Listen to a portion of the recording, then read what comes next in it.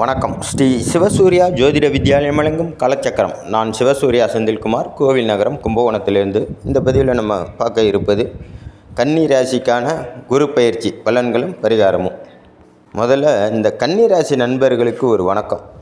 இந்த கன்னி ராசி நண்பர்கள் கடந்த ஒரு 3 மாதமாக திடீர் பிரச்சனைகள், சம்பந்தமே இல்லாமல் பிரச்சனையில் போய் மாட்டிக்கிறது, இல்லை சம்பந்தமே இல்லாத பிரச்சனைகள் இந்த கன்னிராசிக்காரர்களை தேடி வருது. இந்த மாதிரி சூழ்நிலையாக இருக்கும்.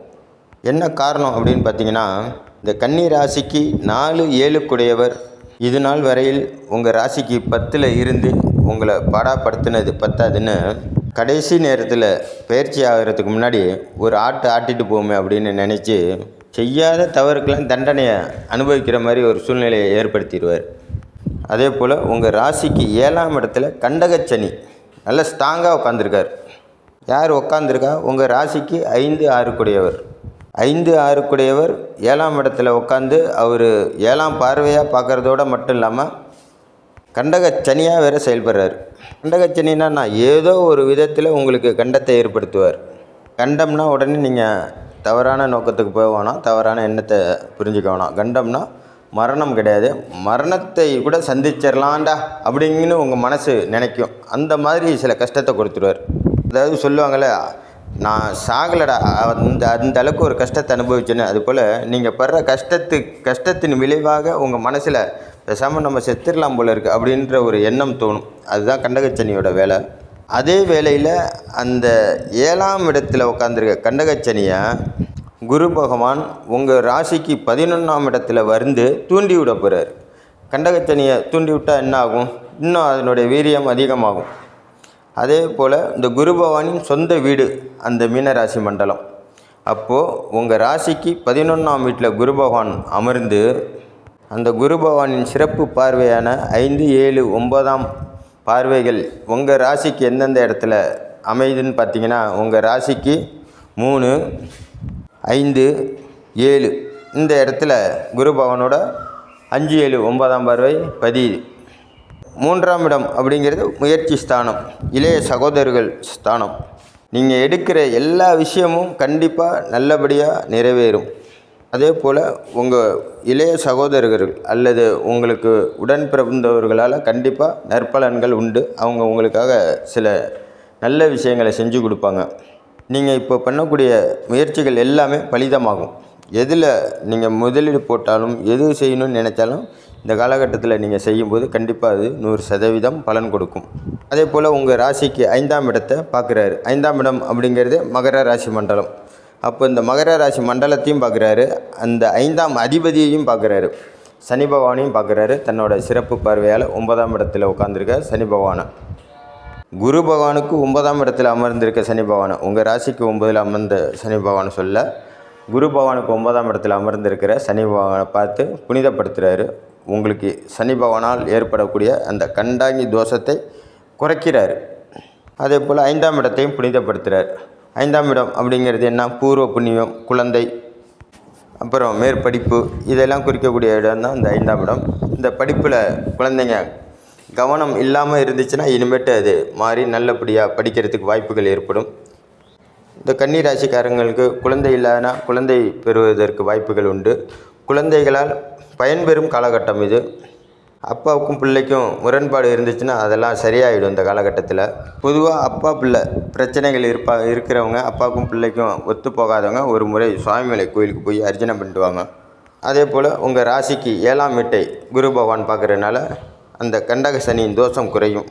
7ஆம் அதிபதியை 7ஆம் வீட்டை பார்ப்பது ரொம்ப சிறப்பு.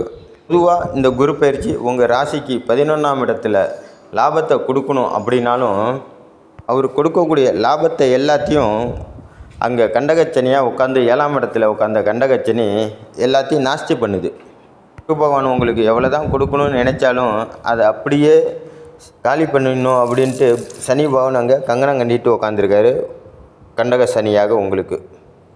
அப்போது குரு பகவானை மட்டும் வச்சு குரு பயிற்சியை மட்டும் வச்சு உங்களுக்கான பலன்களை எடுத்துட முடியாது. சனி பகவானின் கோச்சார நிலைகளை அலசி ஆராய்ஞ்சு தான் இந்த கன்னி ராசிக்காரங்களுக்கான குரு பயிற்சியின் பலன்களை எடுக்க முடியும். அந்த வகையில் பார்த்திங்கன்னா, உங்களுக்கு குரு கொடுக்கக்கூடிய அனைத்தையும் சனி பகவான் கெடுக்கிறார் அப்படின்னு தான் விஷயம். அதே வேளையில் சனி கெடுக்கக்கூடிய அனைத்து விஷயங்களையும் குரு பகவான் தடுக்கிறார். அதாவது சனியினால் ஏற்படக்கூடிய பெரிய பெரிய பிரச்சனைகளை உங்களுக்கு குரு பகவான் தடுத்து சின்ன பிரச்சனை ஆக்கி கொடுக்குறார்.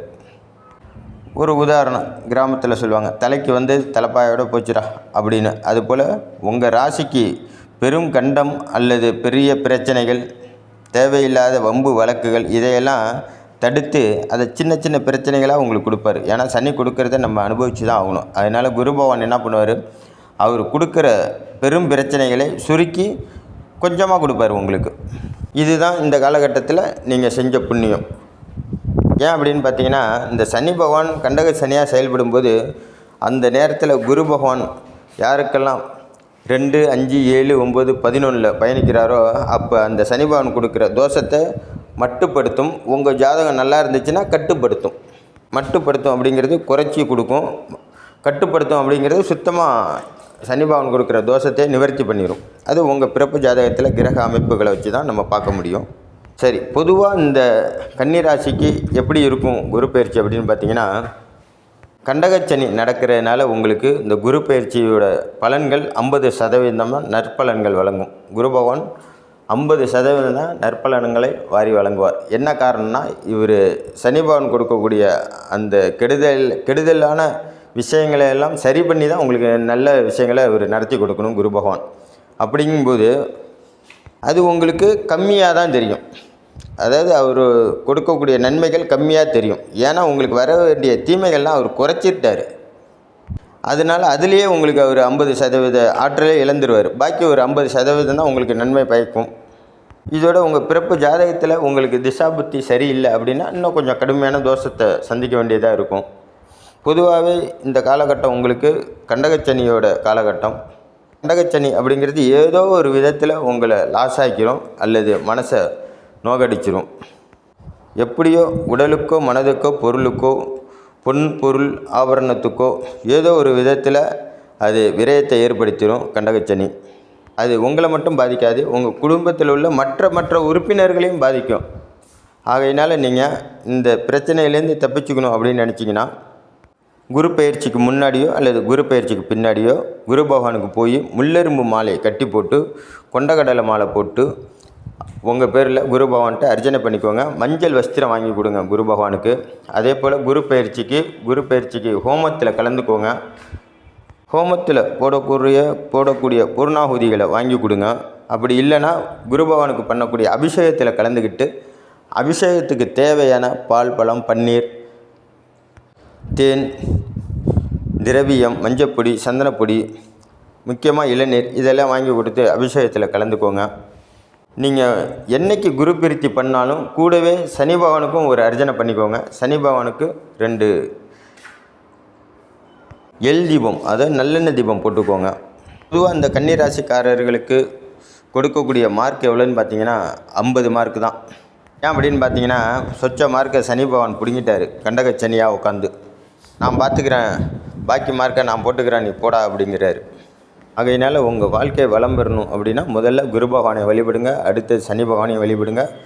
சனி பிரீத்தியும் பண்ணிக்கோங்க. ஏன்னா ரொம்ப கஷ்டமான காலகட்டத்தை ஏற்படுத்தி கொடுத்துருவார் சனி பகவான். முடிஞ்ச வரைக்கும் ஒரு முறை திருநள்ளாறு போயிட்டு நலந்தீர்த்தத்தில் குளிச்சுட்டு சனி பகவானுக்கு அர்ச்சனையும் சிவபெருமானுக்கு அர்ச்சனையும் அம்பாளுக்கு அர்ச்சனையும் பண்ணிட்டுவாங்க. இது திருநள்ளாறு கோயிலில் தான் நீங்கள் பண்ணணும். சனிக்கிழமை போயிட்டு வர்றது ரொம்ப சிறப்பு. வியாழக்கிழமையில் குரு கோயில், ஆலங்குடி அல்லது திட்டை போன்ற பிரசித்தி பெற்ற கோயிலுக்கு போயிட்டு வாங்க. இந்த குரு பயிற்சியானது திருக்கணிதப்படி பார்த்திங்கன்னா 2/6/2026 செவ்வாய்க்கிழமை அதிகாலை 1:50க்கு பயிற்சி ஆகிறார். எங்கேருந்து? மிதுன ராசிலேருந்து கடக ராசிக்கு. இதே வாக்கியப்படி பார்த்திங்கன்னா 26/5/2026 செவ்வாய்க்கிழமை காலை 11:07க்கு பயிற்சி ஆகிறார் மிதுன ராசிலேருந்து கடக ராசிக்கு. இதில் ஒரு சின்ன திருத்தம், திருக்கணிதப்படி சொன்ன இல்லையா, அது திங்கட்கிழமை அதிகாலை 1:50க்கு. பெரும்பாலும் இந்த கண்டகச்சனி நடக்கிறவங்க குரு பயிற்சிக்கு முன்னாடி ஜீவ சமாதிகளில் போய் ஒரு 3 மணி நேரம் தியானத்தில் அமர்ந்து எழுந்திரிச்சு வாங்க. அதே போல் இதெல்லாம் பண்ண முடியாதவங்க குரு பயிற்சி அன்னைக்கு நான் சொல்கிற நேரம் நல்லா கவனிச்சுக்கோங்க. திருக்கணிதப்படி 2/6/2026 திங்கட்கிழமை அதிகாலை 1:50க்கு பயிற்சி ஆகுறாரு. இந்த நேரத்தில் நீங்கள் சிவாலயங்களில் சிவனுக்கு நேராக அமர்ந்து சிவபெருமானை பார்த்து தரிசனம் பண்ணிங்கன்னா இந்த தோஷத்துலேருந்து நீங்கள் விடுபடலாம். அதே போல் வாக்கியப்படி பார்த்தீங்கன்னா 26/5/2026 செவ்வாய்க்கிழமை காலையில் 11:07க்கு பயிற்சி ஆகுறாரு. அந்த டயத்தில் நீங்கள் எந்த சிவாலயமாக இருந்தாலும் பரவாயில்ல, சிவனுக்கு நேராக அமர்ந்து தியானத்தில் இருந்தீங்கன்னா இந்த தோஷத்துலேருந்து நீங்கள்